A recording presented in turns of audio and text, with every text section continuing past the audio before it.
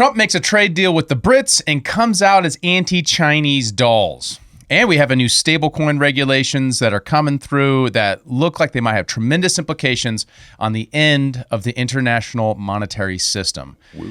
Welcome to Human Reaction. I'm your host, David Rand, with my co-host, Kyle Mack. Yo. And play the thing.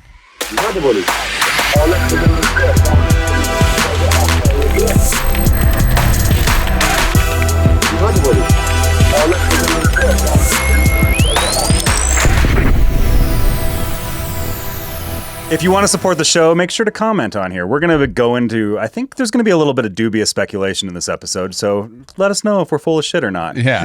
But also, just let us know how we're doing and give us your thoughts on all these things with the UK trade deal, some of the more other recent things that we might be talking about later in the skiff as well. There's some cultural news like the Pope and how you feel about that. But give us comments. Let us know how you're feeling about things in America. We'll be chatting. There's many ways you can support the show. One of the best ways that is non-monetary. Of course, you can join the members exclusive and help us out monetarily. This thing is kind of spendy to do, but we love doing it. The best way you can support it is just by dropping a comment. Let us know who you are, why you like the show, that sort of stuff. Or, tell us when they're full of shit. I love it. Starting off today, I have a meme that my mom actually sent me this morning, and I thought it was kind of funny. It was very applicable to everything going on this week. It's tariffs are working so well that even the Pope is made in America. Because we got a Boston Pope. I thought it was Chicago. Or sorry, not Boston. Yeah, sorry. Yeah. Chicago Pope. There was a different guy that was up that was Boston, and I Freudian slipped that. Who does not appear to be great. Oh, really? Yeah. Yeah, I don't know anything about him. He has gone to war many times on Twitter with like JD Vance and things like that. Really? Speaking of, JD Vance killed the last Pope, right? Yeah, right. You got to watch out for that. Yeah, this is definitely an FU from the Vatican. Be like, you killed the last one. Although it is weird to think about. Like JD met with the Pope. The next day, Easter morning, that Pope died. Trump goes to the Vatican, has the meeting with Zelensky. Now we have an American Pope. It's like, coincidence? I don't know. Things that just happen. Things that happen. This episode is brought to you by Revved Up Promo, the official apparel partner of Human Reaction. Revved Up is a premier full-service shop specializing in laser engraving, screen printing, and embroidery. Not only are they now making all of our apparel right down the road from us, they can do the same for your brand and ship it to you anywhere in the world. Revved Up helps you navigate the extensive universe of merch options and uses state-of-the-art techniques to showcase your brand in its very best light. So if you want to support our show and our generous sponsor, you can now do so by buying our merch and by turning to Revved Up Promo for your own custom apparel needs. Reach them at revveduppromo.com. That's with 2 V's and 2 P's, or just check the show notes for a link. Okay, so getting into the trade deal. So big announcement was that U.S.-UK trade has moved forward. It's still a framework. We got like pieces of it. There's still more negotiations to be had, but Keir Starmer really wanted to make sure he was like the first person in on this right now. And we kind of, I speculated on this many episodes ago when we were talking about all like my Europe thesis and stuff like that, where Keir kind of bent the knee a little bit. It appeared to be that way. He's kind of bucking Europe in a sense. Like the European Union, which, right. They're not a part of it. They're not a part of it anymore. Yeah, right. Because of Brexit. So we're watching kind of this new relationship seem to be forming between UK and US, and they tried to make it very clear they have a special relationship. We have shared history. It's special, right? Like this was a big piece of it all. That's good. That's good. We have an announcement from Trump. It said the agreement with the United Kingdom is a full and comprehensive one that will cement the relationship between the United States and the United Kingdom for many years to come. Because of our long time history and allegiance together, it is a great honor to have the United Kingdom as our first announcement. Many other deals, which are the thing is blocking my vision, which are in serious stages of negotiation to follow. Then we also have, alongside that, we have kind of this graphic that came from Trump as he spoke his truth on Truth Social. And it kind of gives you a feel for where the tariffs are, but there's more details to be had, and we'll dig into these. Some of the primary things that were of main importance were steel, aluminum, beef, and ethanol. These were kind of the core things that I came to see. So we will play. Wait. I got one thing on that.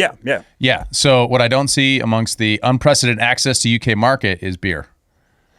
And here's my beef. I think that falls under to actually the ethanol stuff falls into that quite a bit. Beer? Yeah. And ethanol? Yeah, it's something about like the beer products and stuff. Like the ethanol, there's like beer lumped in with that for some reason. Weird. Grok was telling me. I don't know the details of it, but it's just kind of interesting. So the reason why is because I've been to the UK and they are like really pumped on their beers. But I'm gonna be honest with you. I'm sorry, UK listeners. They kind of suck. Your beers suck, right? I'm just saying. I was gonna say we had this nice little revolution in America after we legalized home brewing in the 1970s. So by the 2000s, tons and tons of awesome innovations in breweries and beer making. And I'll be honest with you, if you guys got a taste of ours, we would stomp your beer market. And I just feel like it's a tremendous opportunity for some. We should put that into our exports. Export our beer out to. Yeah, I think we should. Our beers should be all over the world, specifically Montana beers. But I'm just saying U.S. beers. So I don't talk about the macro brews. I'm talking about the good stuff. Anyways, they have unprecedented. That's the imperialism I like, Kyle. They have unprecedented access to soft drinks. Soft drinks. Yeah, we're gonna give them more diabetes. You're welcome. Take that. Well, actually, it's funny. It's funny you say that. It's funny you say that because that became a very big dialogue on the beef stuff about like hormones and things like that. Is that this is a big piece of where things are moving with the beef markets, and we'll get into that. Actually, I have a video on that of maybe Trump a little bit of a wording slip up during this whole endeavor. And then what's her name? Brooke Rollins comes in and is just like, actually, we have the best beef in the world. But here is just Trump kind of reading out the announcement. I think this helps to see this is the things that they're focusing on, at least publicly with this. This morning, I'm thrilled to announce that we have reached a breakthrough trade deal with the United Kingdom, incredible country. Today is a victory day for World War II. We won the war together exactly 80 years ago, so there could be no more perfect morning to reach this historic agreement. And it's beautiful weather out. I will tell you that, Keir. Beautiful weather. It's so perfect outside. But it's really, in particular, the agreement with one of our closest and most cherished allies. And we're so happy that that's the way it worked out. I want to thank Prime Minister Starmer and his very talented team for their outstanding work and partnership. Today's agreement with the UK is the first in a series of agreements on trade that my administration has been negotiating over the past 4 weeks. With this deal, the UK joins the United States in affirming that reciprocity and fairness is an essential and vital principle of international trade. The deal includes billions of dollars of increased market access for American exports, especially in agriculture, dramatically increasing access for American beef, ethanol, and virtually all of the products produced by our great farmers. And our Secretary, as you know, of Agriculture is here. Brooke, thank you very much for being here. Thank you, sir. You'll let the farmers know. In addition, the UK will reduce or eliminate numerous non-tariff barriers that unfairly discriminated against American products. But this is now turning out, I think, really to be a great deal for both countries because it'll be really great for the UK also. So they're opening up the country. Their country is a little closed, and we appreciate that. They'll also be fast-tracking American goods through their customs process, so our exports go to a very, very quick form of approval, and there won't be any red tape. Things are going to move very quickly both ways. The final details are being written up in the coming weeks. We'll have it all very conclusive, but the actual deal is a very conclusive one. We think just about everything's been approved. Yeah. Wow. Okay, that was pretty dull. Let's go, Trump. I want to hear a joke in there, or something. Come on, man. This was like an hour-long meeting, and Keir Starmer called in too with it. So I saw that. It was like a whole thing. Yeah. So that was an important thing. Is like the deal is not like fully into fruition, which I think is where a lot of people are like. The critics are coming in. It's like, it's not all here. It's like, it's a framework. It's a framework. And Keir really wanted to make it as a symbolic thing for it being on VE Day, which is Victory in Europe Day. And it's the 80th anniversary. So it's all like symbolically supposed to be here, which also kind of puts it as the UK is front and center as the first people and is setting the standards for future trade deals. Well, it's also interesting because Starmer itself has had some pretty harsh words for Trump in the past. He's a labor, prime minister, definitely not in the same ideological landscape. But I know the UK has been looking for better trade deals for some time because, after leaving Brexit, they lost access to a lot of the EU market. So interesting dynamic there, cutting a deal with the United States. That's a big deal, especially because one of the things I want to showcase in this is looking at the tariff relations between the UK pre-Trump 2016, kind of what happened after Brexit.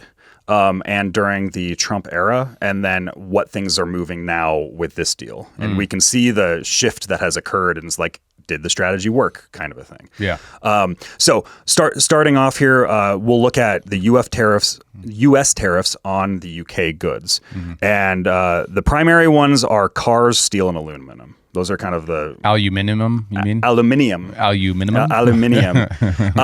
So steel and aluminum have gone from 25% to zero. Ooh. So the UK steel industry was pretty much at risk of collapse at this point. They were like, this has been a big problem for Keir Starmer just on the political level right now, is that steel is just failing as a whole. And so this is a massive win for him, just being the Labour Party guy, like big for workers in the steel. This is a big industry that was just falling apart in the UK. So it going from 25% to zero, now we're going to be getting a lot of British steel in America. The other thing is UK cars have been reduced from 27.5% to 10%. This is about 100,000 vehicles per year. Your Rolls Royce, your Aston Martins, BMW? No, that's right. that's German. Yeah. Jaguar, Land Rover. Oh, okay. Now, and kind then of spindly cars, kind of more elite cars. Yeah. elite Britishmen. Yeah. that's what they got, is their elite cars. And so, kind of looking at the history of this, pre-Trump 2016. Steel and aluminum tariffs, like under Obama, were only about 0 to 2%. So you can kind of tell that this was maybe part of the 2016 strategy, is that he had implemented the tariffs to be much higher in the first term. It actually, they rose to that, and they've been 25% since 2018. So Obama, it's 0 to 2%, yeah. And then he increased it to 25%. And now he's decreasing to 0. Yeah. But it's important it'll be important to see the negotiation side of this when we get to UK tariffs on US goods, because that's really important. The other thing was on cars. This was also an area where it was like 25% during my note thing is being very strange right here. It was 2.5% pre-Trump in 2016 on passenger cars, but 25% on pickup trucks and certain other specific cars. Like, very selective. This was during the Obama era, is what they were. Trump raised it to 27.5%. There's something to do with the World Trade Organization that actually was there's a 2.5% increase that happened because of climate World Trade Organization stuff. So I don't even know how much that was Trump per se. It's kind of not their role, right? The World Trade Organization should exist to reduce tariffs, but they forced an implementation of higher tariffs. I think it has to do with green stuff. Oh, it has to do with green tax. Well, and I wonder. I mean, especially looking at the truck question, roads in the UK are not truck roads. Right? They're we were in it in a van. And it was tight, dude. And this is a European van. An American van would have been you could driving around in a Suburban around the UK. Not gonna happen. I'm sorry. You're not gonna have your mirrors are going to be clipped off the edge of a hedge someplace. It's not. Well, and I said pre-Trump as an Obama, but it's actually the 25% tax on pickup trucks goes all the way back to 1960, and it's the chicken tax that Joe had referenced before. Yes. It's that chicken tax. It has to do with these damn chickens. I don't even know what the deal is. That's a Joe thing. Yeah. That was the first time I had heard about it, is from that. But when I was looking it up, I was like, from the infamous chicken tax. That's what it said to me, and I was like, what? Yeah. Well, hey, it's still a when, even if the demand isn't known now. There could be latent demand. That's just the nature of markets. We discover whether or not people in the UK want to buy American trucks by having low trade barriers. So and so on the UK tariffing us side, we're going from the average rate used to be 5.1% is now 1.8%. So their tariffs on us have gone down. But very specifically in these core markets, and why I was saying that they're important, ethanol and beef, is ethanol tariffs have been entirely eliminated. They used to be 19%. This boosts probably about $700 million annually on our trade, which is not huge. Well, you do wonder why the UK would have high ethanol tariffs, if only because it's not exactly a great climate for corn or for sugar, which are the two major ways you make ethanol. And they imposed those on us during the Obama administration, so they've been there for a while. Really? Yeah. Obama was like really trying to get good trade deals going with the UK and never succeeded in it. I some of that is like, on the Trumpian fashion, maybe that's Obama's fault. He's a bad deal maker or something. Yeah. Some of that might be just the political climate that was going on in the UK at the time too. This is pre-Brexit. Yeah. Brexit changed some things as well. On American beef, they were tariffing anywhere between 20 to 125%, depending on what it was. Is that like now it's 0? Oh wow! Is that like GMO beef is tariffed at 120, and the other ones are less, like organic beef? Yeah. So the UK insists on banning things like hormone-treated beef and chlorinated chicken. They do not want any of that. Wow. This is like explicit in the deal. Maha. Yeah, Maha. Well, that's exactly it. So we had Maha? I have a video. I actually have a video here on here where they're talking about that. Yeah. It's kind of an interesting 2 minutes where Trump is. It starts off with Trump talking about RFK's role, and then Brooke Rollins like coming in because this is like her domain. It's like, actually, we got the best beef. Right. So here's a video on that. You mentioned meat. You're with who? The BBC. Oh, good. Very nice. They treat me beautifully. You mentioned meat and beef exports. The UK currently doesn't accept American beef because of its own food standards. Are you calling on the UK to accept all American beef and chicken products? Well, I think they'll take what they want. We have plenty of it. We have every type. We have every classification you could have. As you know, Bobby Kennedy is doing a tremendous job, and he's, I think, probably heading toward your system with no chemical, no this, no that. I think we're heading that way. It seems to be, and but we have that also. So we're a very big country. We have a lot of beef. We're a very big country. So got a lot of beef. It'll be great. Yes. Yes. You want me to jump in? Yes. Let's talk about American beef really quickly, and it can't be understated. I'm Brooke Rollins, by the way, how important this deal is and what this means to American farmers and ranchers. Specific to the beef, this is going to exponentially increase our beef exports. And to be very clear, American beef is the safest, the best quality, and the crown jewel of American agriculture for the world. So I think a really important part of this deal isn't just the ethanol reducing of tariffs from 19 to 0, which for our row croppers is a huge deal, but also for beef. And as we move forward, I know our incredible trade team is looking at all of the meats, all of the produce, really all of our agriculture exports. And I don't know if there's an industry that has been treated more unfairly and has suffered more than our agriculture industry. So we look forward to, I'll be in the UK on Monday, talking to my counterpart. We can stop it there, but it was kind of a thing where it's like RFK is cleaning up the beef, and then Brooke Rollins is like, actually, we have the best beef. Yeah, and there's some sensibility there. What he's trying to get at is that there is a very diverse market of beef exports in the United States that range from stuff that's compliant with EU standards and into what we do, which is much more laissez-faire, I guess. I mean, maybe industrial. And that's also means that Americans get access to affordable beef. Well, and this is probably about a $5 billion boost to U.S. ag exports, which is pretty significant, Especially after all of the, responding tariffs have been such a major crisis for the Trump administration, especially last time around. We were mostly orientated towards exporting to Asia. Now, maybe we'll see a pivot towards the UK. And I think there's a real opportunity there for American exporters. And that's the thing, too, is keeping in mind that imports and exports are different businesses in different industries. Yeah. All right. So when these things are happening, we have to keep in mind that there are certain winners and losers, and there will be a winner. It looks like overall a great win for farmers, but also other folks, in American exports, because we do export lots of software to machine parts to major industrial equipment like tractors and airplanes and stuff like that. Well, and that's actually the UK made also as part of this deal is making a $10 billion purchase of Boeing planes. So good job, Boeing. Yeah, good for you, Boeing. But so like hopefully they stay together. Yeah. well, they specifically said, and we'll be using a lot of Rolls-Royce engines and parts. There we go. So maybe that'll keep them in the sky. We haven't had one fall out for a little bit. We had the one lady landed. That might have been airplane. Might not have been the airplane.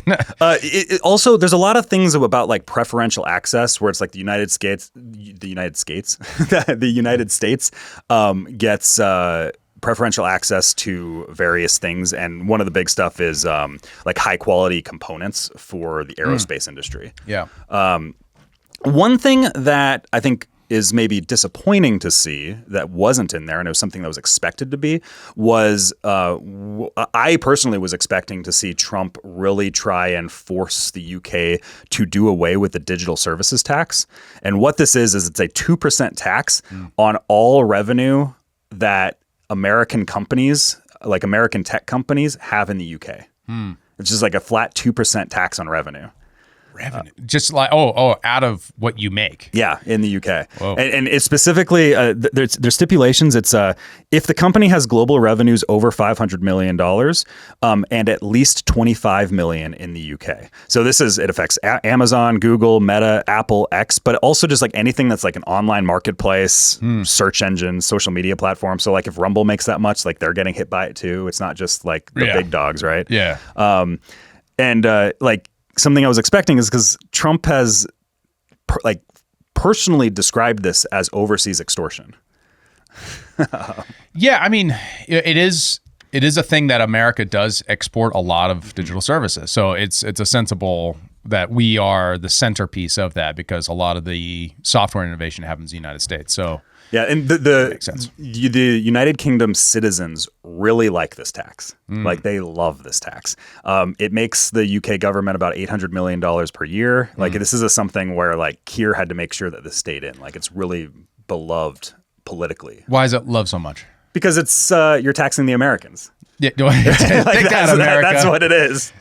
Well, I mean, especially if this tax isn't paid directly, I'm thinking, the Google services tax, right? Like if the tax is on the ad revenue of the ads you see, that's not really felt by the consumer so much. Yeah, exactly. Yeah. Which is kind of one of those things, which I think that's the thing that makes tariffs and things like this, things like taxing external sources, not internal sources. But we're feeling that in America right now is, you have Howard Lutnick talking about making an external revenue services so that we can abolish the internal revenue service. Right. That's kind of the rhetoric that we're having. It's the same thing in the UK. There's like, we're taxing the other people, not us. Right. It plays into tribalistic and nationalistic sentiments of saying we're going to take advantage of those outside people. That's why sales tax advances in states, right? If you're a tourism state, you want to implement a sales tax because then you can soak up all those people coming in from absorb outside. Everyone. The trick there is that then you have a disincentive for people to do tourism there, right? But 2% is pretty low, right? You got to assume that's not crushing anything, but it's a little extraction, but it's like it's coming off of them in this country, but then it's not just the UK that has it. There's other countries that have this as well, and I believe a lot of the European countries it's higher than this, right?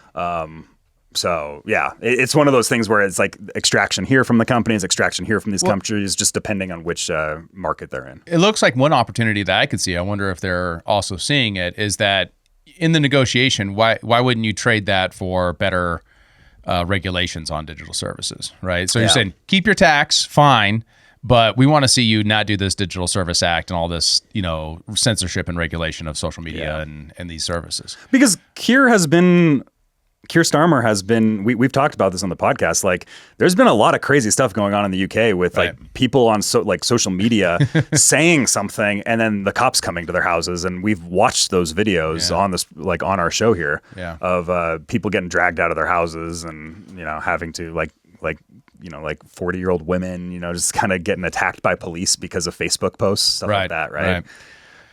Much less Count Dankula. The first victim. The first victim. first victim. That's an older victim because that's even like That was a long That's while like ago. 2017, 2018. But or it something. was like the canary, right? It Yeah, was for like the people that first don't know signal. that story, Count Dankula, just kind of a meme lord online, had his girlfriend dog. was out of town. Yeah, it was his girlfriend's dog, has this right? little pug-like creature, and I love pugs. And while she was out of town, he taught the dog to kind of lift a paw as if to shake whenever he said Heil Hitler, and the little pug just kept doing it. And it's just a joke. It's so obviously meant to be just Clearly like shock humor. It's just shock humor. And it wasn't even shocking because it's a little tiny pug, right? It's like he taught a kid, or something like disturbing. It was like, anyways. Anti-Semitic pug. Because Count Dankula went to jail. He went to jail for that. Yeah, he went to jail for that. I know. Yeah. So the big emphasis and really the key takeaway of these trade deals as we're seeing them right now is largely, I would say, the secure trading zone between U.S. and UK on the steel and aluminum. Right. Like America needs the steel, needs the aluminum. Aluminum, as the Brits would say. Especially until I think our manufacturing beefs up, which I think is something that Trump wants to do. He's been pretty clear about that. It's also kind of interesting is I watched speaking of last episode, we talked about Carney in Canada, but I watched the Carney meeting with Trump. It was like 30 minutes of Trump talking and Carney sitting there and only talking for about 3 minutes, which was interesting. But Trump very specifically in that meeting said, we don't need Canadian steel. He's like said that in the meeting before they were going into the private negotiations. So it is funny that right after saying that, we now have this trade deal coming in with the UK where it's just like 0% tariffs on steel coming in from the UK steel. Is that just Trump being kind of confused? I think he has like autarkic and what's the word? Not incentives, instincts that is like, we don't actually need to trade. We would actually be fine without it. Or is that a power play? I think part of that is the power play and the negotiation. Because when we look at it, the key enemies in the retaliatory aspect of the trade war, the people that did the most in retaliation were Canada, the EU, and China. So like Canada is one of those three, right? So there is kind of this dynamic that exists there, I think. And I don't know enough about Canada, so correct me if I'm wrong, but a deal with the UK, of which Canada's technically part of, kind of a part of? This is a weird thing, and it's like, as a Canadian, I'm not sure I even know what that relationship is, because they are independent. Yeah, and they don't use the same currency. They have an Independence Day. It's on July 1st. But I don't. Okay. But they just didn't fight for it like we did. See, like we were a little bit more aggro as a colony. Well, that makes sense. Canada is just kind of passive. French. No. Passive. Yeah, I wonder. So they have independent trade relations, obviously. I guess the other question is like, is this going to put more pressure on Canada to cut a deal, knowing that the United States is getting friendlier trade arrangements with the UK? Yeah, and it is funny too, because there was a lot of discussion in the public meeting, because I do find it funny. Like, Trump is just such a mafia boss, before he goes into the private negotiations with all of these leaders, and he's doing this like once or twice a week with different world leaders and their diplomats and stuff like that. He actually just has them come down and sit with him in the Oval Office in front of the press for like 30 minutes. And then he goes into private negotiations. Like, it's a very... it's like a soften him up sort of thing. Yeah, it's like a power play move. And Carney didn't do super well, because I saw Canadians calculate how much time he spoke, and it was like Trump spoke like 27 minutes and Carney spoke 3 minutes, right? And it's just kind of this like weird dynamic, and obviously part of that is just the reporters asking Trump questions that have nothing to do with Canada, right? So like there's a lot of that's going on, so it's like whatever, but it's just there is this like power dynamic that exists there where it's like everybody comes to Trump's house. He comes and lambasts them kind of in front of the media. Then he takes them into private negotiations. And we're just seeing this over and over again happen. Really? Huh. So a power play move from the Trump administration. The other thing is, I mean, we were looking at the stock, like everybody was panicking over the stock market going crazy. And as this was going on, Trump, as part of this meeting, was just like, he told people exactly what his thoughts were on the stock market. So here. You better go out and buy stock now. Let me tell you, this country will will be like a rocket ship that goes straight up. This is going to be numbers that nobody's ever seen before. That's a very important element of all of this. If we get that, if you don't, and the Democrats are fighting it only because they want to fight. They have Trump derangement syndrome. If it was somebody else, they wouldn't fight. If you had a normal person, if you had some stiff sitting behind you, they'd be fine. But they have Trump derangement syndrome. Who's laughing? Senator Schumer's become a The cabinet. Welcome. I don't know when they're going to give him the ceremony, whatever the ceremony may be. It's terrible what's happened to the Democrats. So very important element of everything, of what we're doing, unrelated to today, but related in the sense that we'll do, if that passes, we'll do even more business with the UK. We'll have so. Yeah. How do you feel? And actually, how does the audience feel about this too? Because so Trump is just out here telling people to buy stocks. Yeah. But this is exactly what he did on April 9th too, right. Which April 9th is the day where he pulled back all the tariffs on all the people that didn't retaliate. Yeah, right. Independence Day? No, what did he say? What was that day? Liberation Day was April 2nd. Oh, yeah, but, right. But so stocks crashed for a week. Right. And then on April 9th, that morning, Trump says, looking like a good day to buy stocks. And then 2 hours later, they rescinded the tariffs. And then the market went crazy. And the market's been doing very well since. Especially yesterday was crazy on the market. So there's two interpretations here. This is there's choppy waters, and when you're navigating choppy waters, you got to be really on the stick, right? Mm-hmm. That could be it. And then he's just adjusting in real time to feedback from the ground. The other one is it a confused strategy? Because wasn't the strategy to impose a recession? Right. And that way you can refinance the debt and all that strategy. Is that not going to happen now? What's the plan there? I actually think that the refinancing the debt has a big deal with the stablecoin regulations that I want to get into later too. Okay. Because this puts massive buying pressure on the bond market. Yeah. And what we saw during this whole dynamic is the more that I'm thinking about, especially what happened in the April 2nd through April 9th timeframe, there is what Trump really did, and the cabinet and the major people in this play, is that he kind of exposed who the enemies are in this whole trade deal situation, where we could actually watch in real time who was selling off massive amounts of treasuries and pumping their currency in this moment. And the major players in that, everybody was focusing hardcore on Japan and the reverse carry trade, which is a whole thing. It's futures contracts on bonds versus their spot, versus spot on bonds. It's a whole thing that everybody on Twitter just now pretends they understand. But everybody was focusing on Japan, and it wasn't really all about Japan. Even I kind of got diverted by the Japan thing for a brief time, but it very much seemed like it was Europe and Canada. They were the ones dumping treasuries and pumping up their currency in the middle of all this and trying to be we're going to be the awesome people with the reserve currency status kind of thing. Yeah.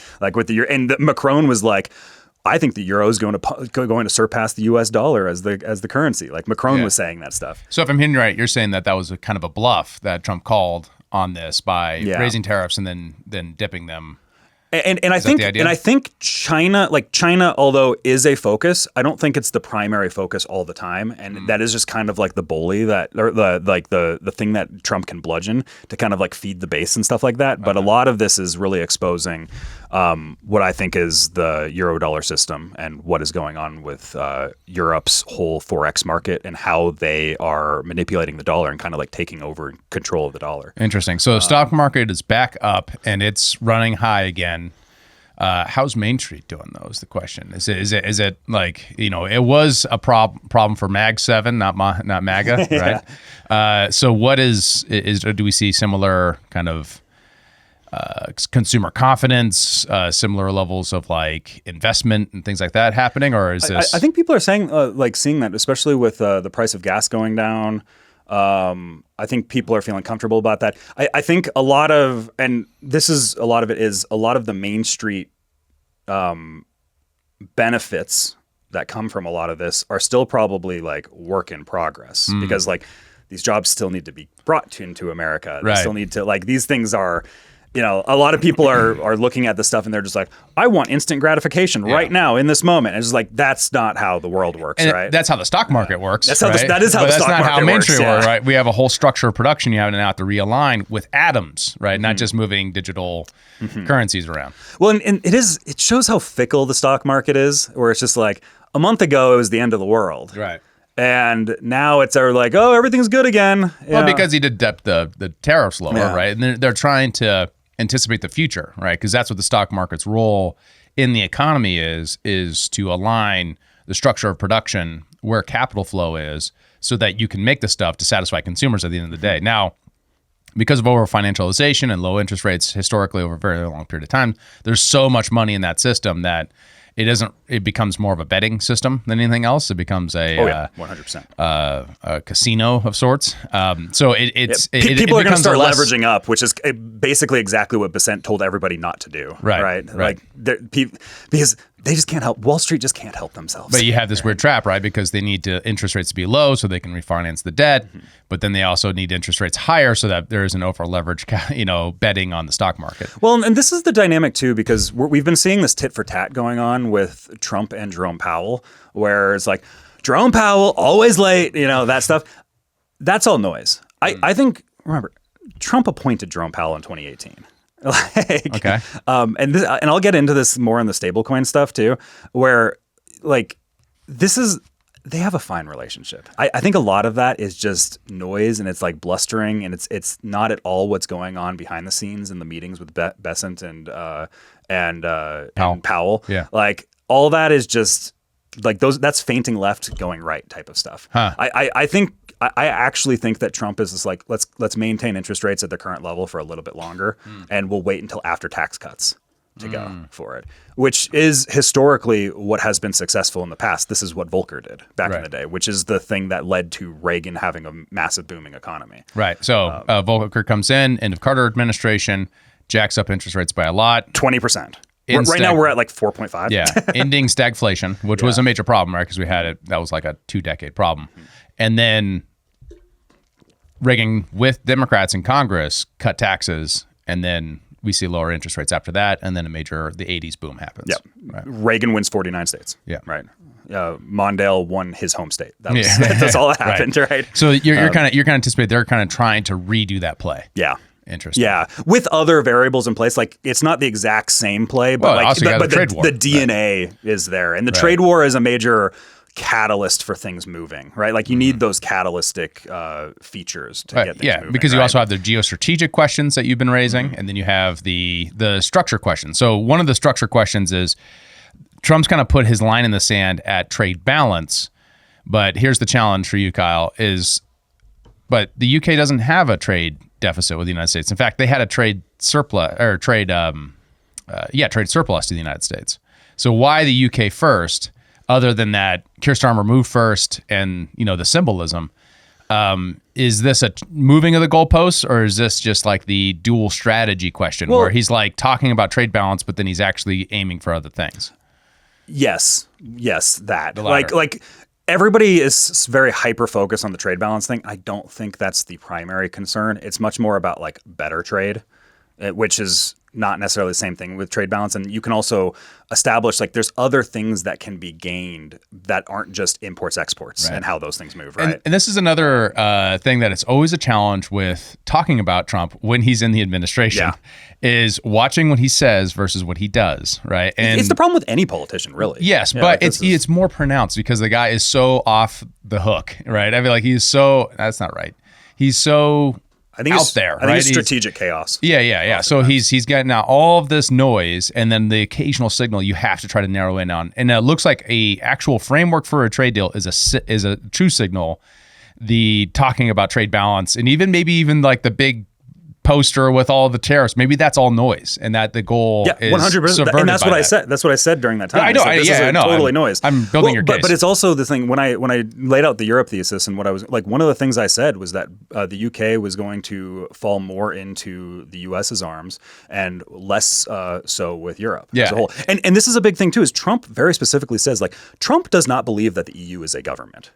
Like Trump is trying to individually work with countries within the EU and split them apart, which is what he's doing with like Italy, for instance. Interesting. So and you could think of that as like a geostrategic game. If you actually were in favor of Brexit, actually were in favor of these nationalist movements that are pushing back against which I think is probably, the EU is probably more accurately described as a superstate. It's not. It's slightly different than confederation because of the way it's structured. Yeah. So if the geostrategic goal is to break apart the EU, this plays a major role in that. So we got a clip from what was it? LBC. Yes, I thought this was a really good clip. Kind of hitting on the same thing. Now they're a liberal podcast, like quite liberal, and their perspective on this, I think, kind of highlights what the threat is to the EU for this deal. Is this desperation from the president? He needed a deal, didn't he? He certainly did need to change the channel. The economy contracted in the first quarter after 3 years of growth. The markets were reacting badly. So this does change the channel for him domestically, and he knows how to sell a deal, which we all saw from the Oval Office earlier today. And he sold a deal. Has he oversold it? Well, I don't know if there's anything that the president doesn't oversell. That's just sort of his MO.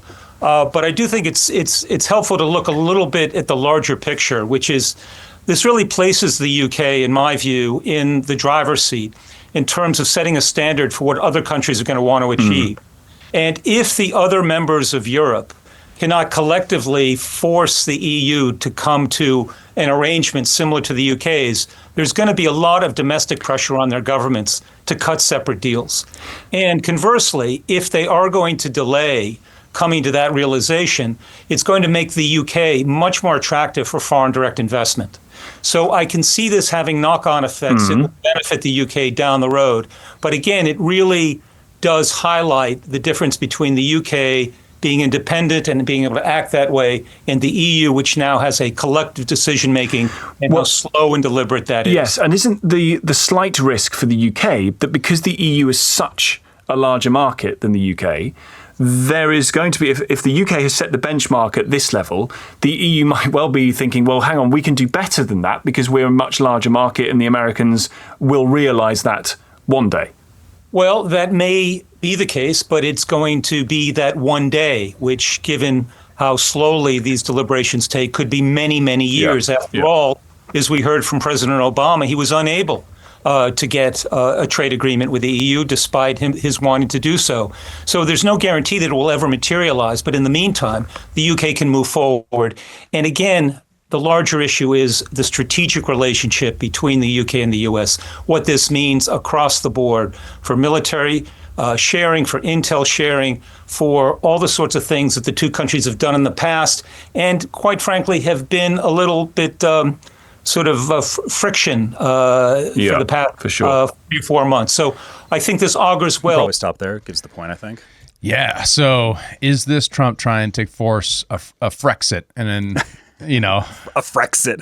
Well, I think France is probably the last to fall. It seems that way with Macron. They're kind of like the leaders of the EU. Yeah, because it seems like they're trying to really take over. Like Macron is really trying to instill his own power over the course of, because like right now the big major players are Germany and France. But I think the argument is that like as these things, like it's a game theory problem, right? The collective action question is you have to get all these people aligned with their nation states' interests, with the bureaucrats at the EU's interest. And even though their parliament does have oversight, the parliament has been, just like most parliaments all across the world in the last 20 years, become incredibly ossified and unable to act except for in the one-way ratchet of bigger government. So this sort of, and then additionally to that, you've had so much hostility between the EU and the United States, while the governments of those countries are actually heading in a very different direction. Look at Germany, right, where the AfD has had such a tremendous success. Yeah.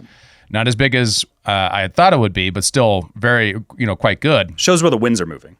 And then you have all this counter pressure where the United States is saying, like, you are suppressing your most popular political party and keeping them out of power. What the hell are you doing? You don't even qualify for NATO membership now. That was a story that happened this week because of German, how Germany has reacted to the rise of AfD. So it's an interesting bottom up, top down, and it's like there's this tremendous now disincentive to break apart the EU if they don't do something. So will that align the bureaucrats enough though, or is the TDS there such a great thing, such a huge thing that they're going to be unwilling to move? Yeah, I mean, it didn't work for Keir Starmer. Keir Starmer has every reason to go the opposite way. I mean, it'd probably be popular amongst his base to stick a finger in his eye. But also, labor has an economic incentive to want to do exports, right? Because labor is domestic labor, and more export markets is good for them, right? Yeah. So they tend to be more protectionist, but they want to be, exporters. That is a weird thing because it wasn't labor that had pushed for Brexit, but it does feel like it should be. They're going to be the winners out of it. Naturally something that they would be supportive of because it's like we're focusing on our own workers here. Yes, right? But that's where the UKIP was such a huge player, right? Because what they got a lot of their support was out of the labor. Yeah. So sort of like Trump. Just like Trump. Trump did that too. The blue dog Democrat phenomena of Reagan and then, Trump moving a lot of those labor people into his movement. UK was doing exactly the same thing that led into Brexit. That's why it won with such huge numbers, is because you have a lot of working class people who are like, this is bullshit. Everything I do is regulated by Brussels, and I'd rather be regulated by London at minimum, if not regulated, not at all. So that's then that question is how it's going to affect the internals of UK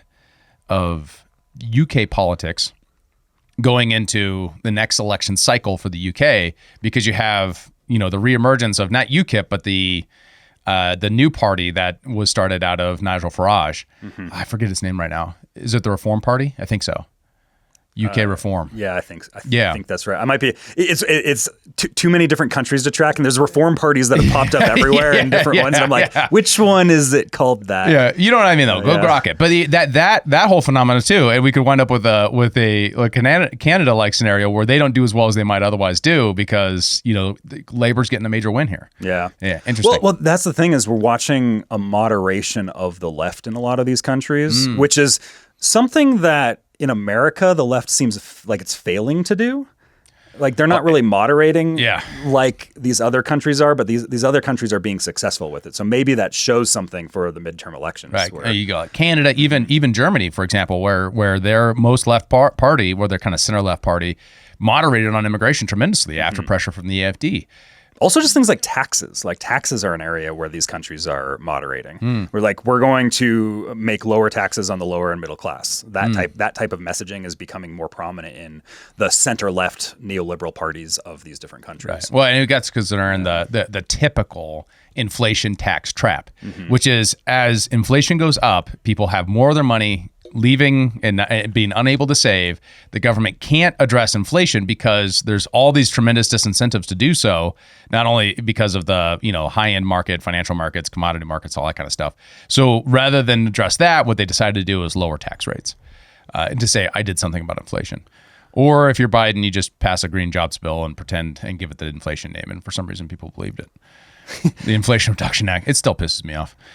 It's ridiculous. But this is going to tick off the Atlanticists, right? So there's a historical, philosophical movement to align American interests with the our partners across the Atlantic. Yep. So by breaking up the EU, which was a project of the Atlanticists, this is going to be a major this is going to draw fire from that crowd.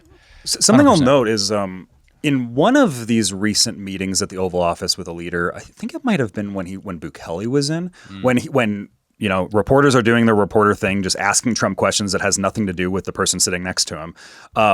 Trump made this offhand remark, which I was just like, oh, there's the signal, where he said, and never forget, the EU was created to be the enemy of America. He said something along those lines, just like in an offhand remark, and I was like, ooh, yeah, there's the signal for you. It was one of those things where it was like a week after I did the whole Europe thesis. Yeah. So Trump's Europe thesis, and I was just like, nailed it. That was interesting because it's known, but it was one of those taboo things you're not supposed to say. Yeah, exactly. Yeah, that's exactly what it was. So Trump also hates China dolls. Yeah, this is a funny. This is just a funny comment, and I'm like, I don't know if I like the comment that much, but it's a funny comment. When will you speak to President Xi of China? That'll happen. I mean, look, right now, and I told you before, they're having tremendous difficulty because their factories are not doing business. They made $1 trillion with Biden, $1 trillion, even $1.1 trillion with Biden selling us stuff. Much of it we don't need. You know, somebody said, oh, the shelves are going to be open. Well, maybe the children will have $2 instead of $30, you know? And maybe the $2 will cost a couple of bucks more than they would normally. But we're not talking about something that we have to go out of our way. They have ships that are loaded up with stuff, much of which, not all of it, but much of which we don't need. How many dolls do you really need, you know? Yeah, okay. All right. So this is reminiscent of something Bernie said on the campaign trail back in like 2016. How many kinds of deodorant do you need? How many deodorants do you need? Yeah, right. Which is, it kind of shows you the Venn diagram of it flips over of the autarkic, like conservative kind of approach and the socialist approach as they kind of connect. What happens here is this idea of we have enough, and we as the leaders can tell you how much you should have, and people freaking hate that, right? Especially when you talk about it's bad kids. messaging. It's terrible messaging. Mm-hmm. Well, especially because what you're talking about is whatever parent hears is, look, two things at once. Look, I know I got way too many toys. It's such a weird thing. You wind up, you just got toys everywhere. I understand that. On the other side of it, if you have some guy with a gold-plated fucking toilet telling me that I have too many toys, no, screw you, dude. Screw you. I want to be able to get my kid a present on her birthday, okay? And this is, you know, it's a terrible message. It's actually bad philosophy. It's a bad way to approach thinking about the best way to empower people to make their lives what they want it to be. Because even though, you know, we might need to do a give the toys away day, you know, one of those like get the box out, have all the kids take the toys they don't play with, and you go donate it sort of day. That's up to me. That's not up to you, dude. So that's a terrible way to approach it. And even a better one, you know, is like, we'll make the dolls in America. And even as everyone goes like, yeah, okay, yeah, sure. You're still in this position of, well, the economy doesn't actually work that way, right? The economy works by people seeing needs and then solving them. And when you jump in the middle with your, you know, vision of how the economy really should work, regardless of how it does work, it leads to a lot of these kind of like rhetorical battles. And then additionally that, it usually leads to a lot of errors where we have huge net losses for individuals trying to make their life better from the bottom. And so that's always the threat. And we got to be, and I think, rightfully, Trump was called out on this, and hopefully will back down from that sort of way of think of the world, because it's the ability to access the goods and services you want that's actual wealth. It's not the dollars in your account; it's your ability to buy stuff. So, cheap not dolls are a human right. Well, we need competition on dolls. Like that'll drive prices down. You know? Yeah, exactly. Well, I mean, and part of that being international, and whatever. The is China doing well, though, right? Like, he's making the case that this is a big problem for him. And we have some interesting evidence from Zero Hedge this week. I will say, if you're following Zero Hedge has been, at least, I'm not a frequent Zero Hedge reader necessarily, but I follow their Twitter account pretty closely. And if you've been just like literally just gleaming what the Zero Hedge account has been saying on Twitter, you're probably much further ahead in your understanding of the trade war than most other news sources. I feel like Zero Hedge has been getting it very right. Right. Well, they're good at like filtering out the signal and not covering the bullshit. There's a lot of noise out there, and it's just like, here's what the markets are actually saying. Mm-hmm. Like, and that's the important thing is like, if you're listening to MSNBC and their tariff host or something like that, which we're skipping over that clip, but it's like, it's just annoying. It's like your job is to read what's going on, and they're not reading what's going on. Like that's the frustrating thing about it. But Zero Hedge has been very good and is very, and it's important to note is I actually saw Zero Hedge was at a press briefing at the White House recently and asked a question. About Nord Stream actually. Right. That was really good. And they opened up the question saying the previous administration banned us, like specifically banned us online, right? Yeah. And that had to do with COVID. Yes. Because they were the ones talking about the Wuhan lab. Prior to, and also all of the strange amount of scientists offing themselves at that time period. And all of a sudden, nope, they're banned on Twitter. They're Yes. banned on Facebook as all that was happening. In the early days, before lockdowns ever started, they were Right. talking about this. Additionally, the Nord Stream question was really interesting because Trump's answer was really interesting, where Yeah. he says like, I don't need to do a special commission. I'd probably just ask somebody what happened. They'd probably be able to tell me. Well, he even said I blew it up before they did, but then Biden let it happen. Yeah, because part of Trump's strategy was to again cut off Europe from the energy that Russia was going in at the time, right? Yeah. Additionally, some of that's just raw, petro politics. But the other part of that I thought was interesting is just like it does indicate that he knows. Oh yeah, he 100% he knows. He knows. He looks around, laughs, giggles, and says, "Probably got to ask a person. Wouldn't have to waste money on investigation." Like that's what he said. What does that indicate to me? It indicates we did that shit. Yeah, that's we did it. Yeah, 100%. So like Seymour Hersh was right. Yeah, right. So China panics ahead of trade talks, shuts down its economic data. This is by Jeffrey Tucker via the Epoch Times. He wrote, and this is reposted in Zero Hedge. So in this article, what he goes into is that, governments typically announce their economic data and put out the prevailing conditions of where their economy is at any given time. That's really important for consumer confidence and investor confidence. Yeah. All of a sudden, quite recently, China just stopped. In recent months, yeah. Yeah. And they're just no information. yeah, so that's no signal tells you something. Right? I mean? Well, that's the thing. A lot of what we have to do in America is cut through the noise and see the signal. China's just not broadcasting the signal. Yeah, right. They're just like, no, you can't see the signal. Yeah, which is probably worse. You know what I mean? Much worse. In many ways, except for the fact that it isn't getting a lot of coverage. I thought this was really interesting because it exposes this, and it really should be a much bigger story. It asked looking at the trade war, you're asking the question is it working at each step of the way, right? And Trump's claim that China is having a hard time because of these tariffs is going to bring them to the table so we can cut a better deal.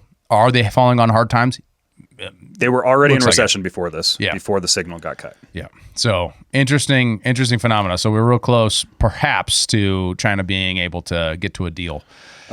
Yeah, I want to move on to what's going on in the stablecoin regulations, and this will require. I think this is something where if people understand this concept, they're going to see the world much more clearly, and it's understanding the Eurodollar system and what stablecoins mean for that.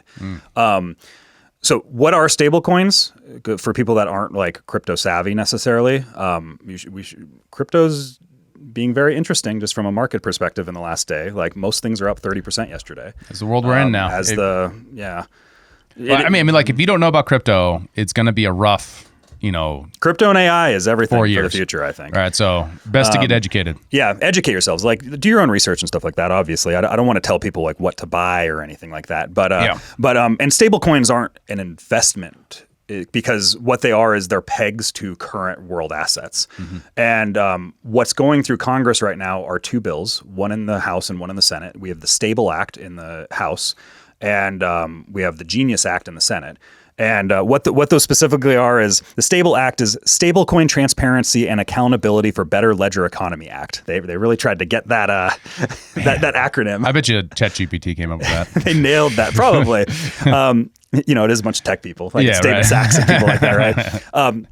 And broadly, what this does is it creates a framework for people who can issue stable coins, how they're backed, and what the oversight of that looks like. Then the Genius Act in the Senate, which is Guiding and Establishing National Innovation for U.S. Stablecoins Act. Nice acronym. Lays out the types of issuers that can exist and the whole process of becoming an issuer. Now, why this is important is because both bills require stablecoins to be backed by high-quality liquid assets. What does that mean? It means U.S. Treasuries. And we're talking about how does Besant get the yields down? Well, he needs to sell more treasuries. There needs to be more treasury demand right now. And what are stablecoins backed by in order to be pegged to the dollar? Because what these are digital assets that can be traded online without banks, without going through all the middlemen and forex markets and all these things. What they are is they're held and they're backed by 1-to-1 cash and U.S. Treasury bonds. So this is massive bond buys Right. that are going to happen when these acts are passed. So that would be an incentive for them to reduce interest rates because there's greater demand for treasuries. Yep, exactly. Got it. Well, reduce the interest rates on treasury bonds, right? Like Yes. for the yields, like the market framework will naturally drive them down because there's more buying pressure. Now, what this also means is the U.S. will begin. So we live in this global reserve currency system where the dollar is being exported around the world. But one of the features of the system is the euro dollar, and what the euro dollar is essentially. And this is what I think Trump is attacking and has been attacking since his first term. What the euro dollar is despite the name, it doesn't necessarily mean the euro and the dollar or anything like it. Right. It technically actually just means every dollar that's outside of the U.S. control. Okay. During the Cold War, Europe worked with the Soviets to offshore dollars in the expectation of an asset freeze because the Cold War was going on. So the Soviets were like, we have all these dollars. In the post-World War II dynamic, we need to like offshore these and let somebody else kind of manage them for us. And so they went to London. They went to Europe. And what the Europeans ended up doing is that they took those dollars and then they started taking everybody else's dollars and they created a global banking market for US dollars operated mostly by Europeans with zero US oversight. Okay. So these guys are just holding treasuries in dollars. Borrowing and lending with them, with Yeah. the U.S. being completely uninvolved. Okay. Right. Well, yeah, I mean, think about it like a commodity. If it was gold, we wouldn't have that expectation, even if it came from a U.S. mint, right? Yep. Yeah. So, like the example that I wrote down here is China could deposit $100 billion into a London bank, which then they lend off to a Brazilian oil project, Okay. right? And they're the ones making all the money on the transactions here. Like this is London's market. London is all about finance. London is the center of world finance in a lot of ways. They have a multi-trillion-dollar forex market, foreign exchange market. Like it's like $8 trillion. Like they would rather have World War III go on than then they'll lose that power. Like that, this is a big deal. And so this goes into when we were talking about the trade war stuff, we were talking about the Triffin dilemma, which is kind of this paradox of in order for the United States to be this like strong superpower empire with the global reserve currency, they need to be exporting their dollars around. But then as other countries are growing their stockpile of US dollars, it actually makes the United States control over dollars weaker. And so right now what we're looking at is that the euro dollar market completely outside of United States control is about 10 to 14 trillion dollars. Wow. The domestic dollar market is about 18 to 20 trillion, so still larger, right? But as we're watching here, what developed over this time period over the decades is London became kind of like the center of establishing interest rates on the euro dollar. They were setting the price of the euro dollar. It's like it's like you have two different assets almost. Right. Right? It's kind of like, it's almost like Chinese dual currency system. But Yeah. ours is like not controlled domestically. Yes, Ours is controlled exactly. by London. That's exactly what that's exactly That's the way to crazy. think Yeah, about yeah. it. Yeah. Yeah. So what you end up having, and really the framework that I would usher for this is that you essentially have New York mob bosses versus like inbred pedophile oligarchs. like this is the framework of this war that I'm going to lay out. All right. Okay. Like Okay. this is the dynamic. So what you have is there's something called LIBOR and SOFR, which are setting, which these are the mechanisms for setting the Eurodollar's monetary policy. LIBOR is the London Interbank Offered Rate. This is based out of London. SOFR, this was developed in 2018 as a mechanism used by the Federal Reserve in New York, created by Jerome Powell at the Fed. In 2018 is when he was nominated by Trump. Yep. So keep in mind, these players have existed since Trump's first term. And Yeah. like, keep in mind, Trump seems to really want to do away with the Eurodollar system and European Union and all their finance markets and kind of take that out. This has been going on since the first term of Trump. Jerome Powell's been in there since then. Okay. Right? Okay. So these are the mechanisms of controlling interest rates. What SOFR is at the New York Fed is it's called the cash, it's essentially, it sets the price of borrowing cash overnight when markets are closed. And this is kind of how interest rates work. It's a lot of financial mumbo jumbo. You don't have to really understand it. You just got to understand that there's this dynamic playing out. Well, SOFR was developed in 2018.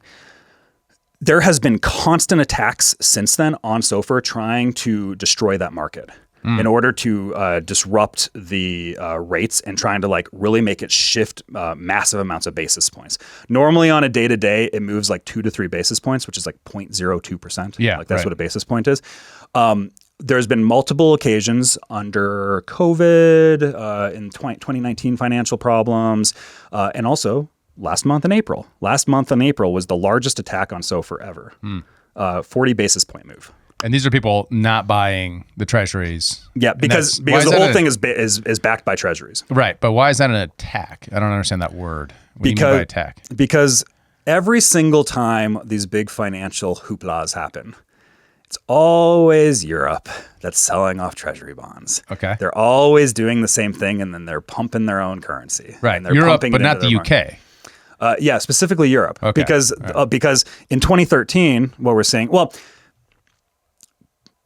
I shouldn't say that. That's not correct. Europe is factionalized, right? Like there's different people that want different things. Not everybody wanted Brexit, right? Right. Oh, of course, yeah. Like a lot of people still want to be part of the European Union, and they still treat Europe like they're part of the European Union. Right. Especially the London financial elite. Yes. Love the EU. Exactly. Right? Yeah. Yeah. That's exactly. And it's like, in some ways, there's a lot of pieces of Brexit where it's like Brexit hasn't even happened. Right? Like, true, too. like a lot of London still acts as if they're part of the EU. Like to the point where you should almost synonymize in your head London as part of the EU. Like, even though like it's not technically, but like there's a lot of people in politics there that really try to make it seem like it is. And London has its own weird governance structure and stuff like that too. So there's a lot of internationalism in London that checks out. So okay, so you see these kind of attacks kind of accumulating against SOFR, but LIBOR is actually doing worse. Despite these attacks. LIBOR has basically fallen completely out of fashion since 2023. So it has just fallen, and SOFR has become the main exchange rate mechanism for the euro dollar. So this has come back into American purview in the last 2 years. So this has been the war that's been going on, because SOFR was developed by New York in order to fill in the flaws of LIBOR. Like it's supposed to help it out, to help the euro dollar system. Right. But what's happened over the last 8 years since then, 7 years, 6 years since then, is it's just all like Jerome Powell and the Fed have like taken back control over the pricing mechanism of the euro dollar. Right. And is that like, when you're thinking of that, are you thinking this is out competing, or is this like out gaming? Is this like both? Yeah. Yeah. Is this like organic demand to a better product, or a more responsive product to where interest rates really should be, or more better tuned for investment? Or is this like a backroom elite sort of like cutting down of LIBOR? This seems like mafia battles to me. Like it is. This is my assessment, because this has always been. I've been saying this for a long time. Is that I don't think Jerome Powell is the enemy. Like a lot, especially like in a libertarian framework where we're all in agreement that central banking is not the way to go. Yeah. But we live in a world where central banking exists, right. And it's like, would you rather have Jerome Powell or Janet Yellen as the Fed chairman? Right? Yeah, it's an easy answer there. It's a very easy answer. Jerome Powell is actually a pretty good Fed chairman, and this is also another one of the reasons why it's like, remember, he was appointed by Trump, and all this tit for tat of like, oh, Jerome Powell's too late and stuff like I think that's all just noise. Yeah, I don't think that's real, right? And it goes to show here is like back when the Silicon Valley Bank collapsed, this was a very big power move of Jerome Powell, where all of Silicon Valley is demanding is like, oh my God, we need lower interest rates, we need cash now. Yeah. And Jerome Powell's like, best I can do is raise interest rates still, because this is in the middle of the interest rate hikes that were going up, right? Right. And this was a major attack on SOFR at the time. Where Yeah. SOFR You're was thinking like the Silicon Valley Bank collapse, so we covered. Yeah, which we Right. That's covered. what you're talking about. Like 2 years ago or whatever. Yeah, right. Right. Yeah. So like, and Jerome Powell is just like, nope, interest rates still keep going up, and then he keeps moving them up. And it's the same thing where on April 9th, the biggest attack on SOFR ever, 40-point basis move, which is huge. That doesn't sound big in regular markets, but for this, it's like we're talking on the day-to-day, it's supposed to be it's supposed to be 2 basis points, and we're talking 40. April 9th last month, we had this massive thing. SOFR was stressed, but it didn't break. Jerome Powell, everybody's like, there needs to be an emergency meeting at the Fed now. Jerome Powell's like, nah. It doesn't move interest rates at all. Trump, that day, that's the day where Trump's like, good day to buy stocks, and rescinds the tariffs in that moment and everything. And it's like, so we're watching this week-long period where we're watching the administration looking who's selling off their treasuries, which currencies are pumping. Like it's like what you're having people like Besant, who's like a market genius, watching these in the is like who's the people, the people, where is this happening right now, and you're identifying, you're like baiting them out, and you're watching for it, right? Okay. That's the move that I think was happening in the April 2nd through April 9th period, Got before the tariff war kind of came down. When Trump backed off, Yeah. Trump, he's running scared. Capitulated. He capitulated. Yeah, He's running right. scared. It's Right. like, no, that's not what happened at all. This was your mind is this is a goal to get them to expose themselves so that he could then realign other parts of the interest, including trade war stuff, including financial markets, against the guys who are not with us. He lured out the enemy, and it found out that the Europe then kind of exposed that Europe was the enemy, and they're blaming everybody else. They're like, no, it's Japan. No, it's it's like, Right, I see. like that's the noise that was being broadcast at that time. So why does this matter with stablecoins? Yes. Like I think it's just people don't know what the Eurodollar is, so I felt that was very important for recognizing this. Europe and London, kind of that financial elite, the pedophile oligarchs. I just love calling them that. With tranny wives. With tranny wives, well, that's Macron, right? Yeah, It's like, like, watch Candace a series on that.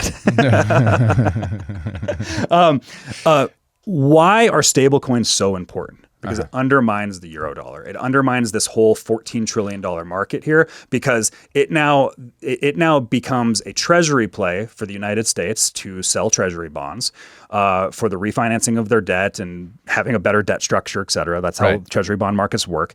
And then we are able to essentially export treasury bonds via stablecoins to the third world. Right now, Africa is primed for it. There's 400 million people using stablecoins daily now. Yeah. And on Tether. And this is also a big important thing is when that crypto summit happened, where it was like all the industry leaders, that was the first time the Tether CEO ever came to America to talk about crypto policy. Really? Was in that time. And right now we're watching a massive push. We're watching gold around the world move everywhere. And I think what's happening with that is there is a massive effort for the tokenization of gold on the Tether blockchain, right? Which is going to probably be, and it's funny because you have people like Mike Benz who have long said that he believes that there's CIA ties with Tether.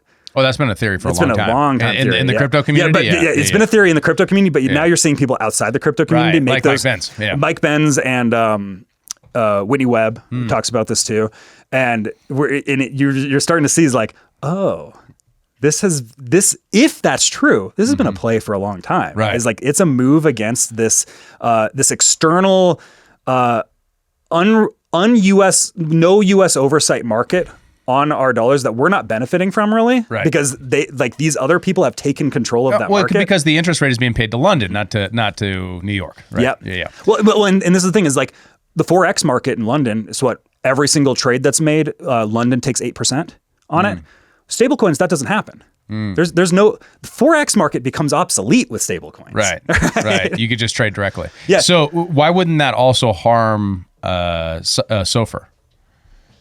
Well, because SOFR is just a mechanism, right? Like I don't think like we're talking. This is the United States kind of taking control back of the Eurodollar in a sense. It's not fully like the Eurodollar market is, again, it's not just Europe. Like it started based out of London, but it's going all over the world. It started in Europe, which is why it's called the Eurodollar. But like major other hubs are Hong Kong, Singapore, Tokyo, like this Germany. Like it's called the Eurodollar, which makes it confusing because it started as the Eurodollar with the Europeans and the Soviets collaborating on this in the Cold War. Before in the 50s. the euro existed. In the 50s. So it just means Europe. Yeah. Totally makes sense. And so it wouldn't affect SOFR the same way because that's just a mechanism within the Fed. Yes. For dealing with similar sorts of overseas loaning and bond making and it bond so purchases. that other people can't control our monetary policy. Right. Like other people were dictating our monetary policy, and it was forcing the Fed to make moves because that external market became so big. And it's just like, like there's an argument like I totally like I'm very libertarian on central banking. Like I don't think that there should be these central entities controlling our monetary policy. But like we're living in a world where they are, and that these are the types of financial gamesmanship that's happening that are making the Fed make certain moves because these external factors. So your view is like you already have the decline of LIBOR, the rise of SOFR, and then with the stable coins coming into play, that could really undermine and make a much smaller marketplace for places like LIBOR because they're a more direct. We're stealing the liquidity from their market. Yeah. We're stealing their liquidity and pumping it with our own. Like that's what's happening. It's Into a liquidity stablecoins. game. Yeah. Therefore, Tether is a CIA op. Yeah. Yeah. Maybe. Well, it makes sense. Yeah. It checks out. I mean, Well, like it is funny where there has been all these conspiracy theories about that for so long, and now now it's like I've been just like very paying attention to this for the last year or so, and I've been like and I've been like re-examining the first Trump administration and the moves that were made on this stuff, and I'm like, oh, this has been a game that he's been playing since then, like, and it seems orchestrated, and it's a thing where one, this is too complex for like the normal supporter that votes for him to understand what's going on, right? Like this, but and it's very easy to just be like China bad, like Obama makes bad deals, like that's the noise, right? But these are the signals that are being shown. Right? Interesting. Well, I think that really leads into the whole Euro, play strategy, and then when you combine that with the tariffs and how all that's shaken out. It looks like this is the plan. The Europe plan might be the plan, or at least the interpretation of the plan. I mean, I think there's going to be a lot of counter signals and stuff like that to look to, but the fundamentals are heading that direction. Well, and this is because this is the thing that frustrates me with all of this all the time is everybody's just like, he's just bombastic, doing things willy-nilly. He has no plan. He's just he's conceding everywhere, and it's like, no, there's faint right, go left. Like there's all this stuff is happening. Right. Well, that just depends on like if you're TDS, but also just your confidence in the administration, right, or your confidence in government in general, and those kind of like milieu of value structures that aren't often spoken, right? They're kind of sit subsurface. So it's understandable that people look at just what he says and only hear reporting about what he says, and very infrequently of people about who are what's clearly going not on. even reading what's going on or listening to the people. Like they're spouting off their ideological talking point that they're supposed to have about this given thing, and it's like if you're and it's so frustrating because like there's all these people that I watched that were really good for watching during the campaign in 2014, and I just feel 2024. And I just feel like since 2025 hit, it's just like, what are you guys doing? Yeah. It's like all these different channels that I followed for so long where I'm just like, I can't consume your content anymore. It's like just drivel. It's like it's like it's coming from CNN or MSNBC. Like it's so just like what are you doing? You're not actually contending with anything that's actually going on. You're not listening to what the key players in this administration have to say. You're not like, and it's like you can disagree with them, that's fine, but you're not contending with them. Right. Like people are just saying things that aren't with reality at all. Or at least that they're more interested in talking about the noise and what he says rather than what he's doing. And that just is leading a lot of people astray. That doesn't mean that Kyle is in the pocket of the Trump administration. He isn't using this blind faith. I'll take some cash for it. It isn't blind faith in the administration. What you're doing is you're actually looking at what's happening and you're trying to sort out the noise and you actually go with the signals. And when you do that, it might boost your confidence a little bit about something actually being a plan and not just random actions happening. And then also there's the choppy seas argument, right? Which is like we're navigating something complicated. Well, we detailed that, right? There's so many variables and so many things that Congress needs to do to actually make this whole thing work, that if that doesn't happen, it could fall like a house of cards. Well, and this is the big thing, because in the stablecoin stuff is like this is going to be how because there's like a dynamic of like Africa's this an interesting place where nobody really pays attention to it all, and they're like they're the richest resource wise of like any country in the world, but like because they have just such unstable conditions, none of that's actually monetized. Terrible institutions. And terrible institutions. But what I've been watching as crypto has become bigger and bigger, and just because I'm in the crypto space, so I follow this quite heavily, is like I am watching noticeable change happening, especially in places like Western Africa, and how crypto is changing the institutions of those countries like for the better. And I'm seeing with the stablecoin play, especially we just had Trump negotiated a big peace deal in Africa, and it didn't really get that much noise just like a week or two ago. It was like two countries. God, what was it? Congo and Rwanda, or something like that.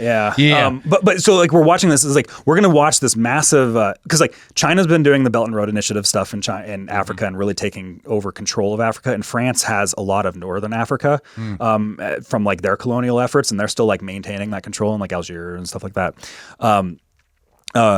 Like France is a major player in Africa, actually. Like, people kind of just like, oh, Macron, tranny wife, but like, they also have a government that does stuff. But France is actually like a pretty powerful country, like nuclear power, all this stuff, right? But what I'm saying is like, this is kind of like our Belt and Road Initiative in a sense, is that we're going to be exporting US stablecoins and also just dominating the stablecoin industry as a whole. With the US dollar is still the power player on top. The US dollar is going to be the strongest currency out of all the currencies. And part of that is that we're innovating into the new era. Like everybody that's like dollar's going to collapse, I don't see it anymore. Like I used to fall into that. I just, with the amount of momentum that I'm seeing, especially with the embrace of crypto, is like the US dollar is going to be stronger than ever, I think. Just like as a stable currency, like it'll move up and down and devalue and stuff like that. But like just like as a thing, and I'm watching it, it's like just as the trade currency of the world. And I'm watching it and I'm like, I'm even just seeing things in the crypto industry. Like yesterday, there was all these big announcements, and these just go under the rug because people don't, it's like, all these major different stockbrokers are now saying that they're moving towards settling stock trades on blockchains. It's like, that's huge. We're going to be tokenizing. Yeah, like that's huge. Yeah. So like, so we're watching these old institutions that are like, I'm going to take 8% off of every single stock trade you make, and so and so it's not only do you have to have capital gains taxes, you also have to have 8% exchange fees and stuff like that. Well, it's like if you're moving on Arbitrum, which is where a lot of these seem to be are going to be settling, which is like a layer on top of Ethereum. I was like, no, now your stock trading fees, they're 0.1%. Like it's going to be that. That's awesome. Right? And now all these middlemen that are just extracting value out of these markets, gone. They're obsolete. They're going to be obsolete as the old generation moves out and the new generation comes in. Wow. So thank you so much for watching Human Reaction. That was an awesome breakdown, Kyle. Thank you so much. If you want to continue the conversation, join us in the Discord. Our Discord is full of awesome people from YouTube and Spotify and iTunes and all these different places. We bring all of our crowd, our community together to share memes, share stories, talk about what's going on in the world and in people's lives and everything that's going on with the podcast. You can join too. Just go to the link below in the Discord. And once again, if you want to support this podcast, you could do so with just dropping a comment below, liking the thing. That also helps. And then if you want to support my financially, if you really are digging all of this great non-financial advice from Kyle, definitely join as a member. Non-financial advice. You could jump in on our lowest tier, our highest tier, and really help support this podcast. Thank you so much. And we're about to jump into our Skiff episode where we're going to be talking about the end of cancel culture. We're going to be talking about Kanye's new song, which should be interesting. The Shiloh Hendrix stuff, the Carmelo Anthony stuff, all of these different things that seem to be ushering in the end of this cancel culture era. Yeah, and our Skiff episodes, that's a secure containment information facility episodes, those ones go public sometimes they don't. If you want access to the entire catalog, join as a member at humanreactionpod.com. Thank you so much. Peace. Thanks for tuning in to Human Reaction. Please be sure to like, follow, subscribe, and give us a review on your podcast platform of choice. And if you want to become a member and support the show financially, check out humanreactionpod.com.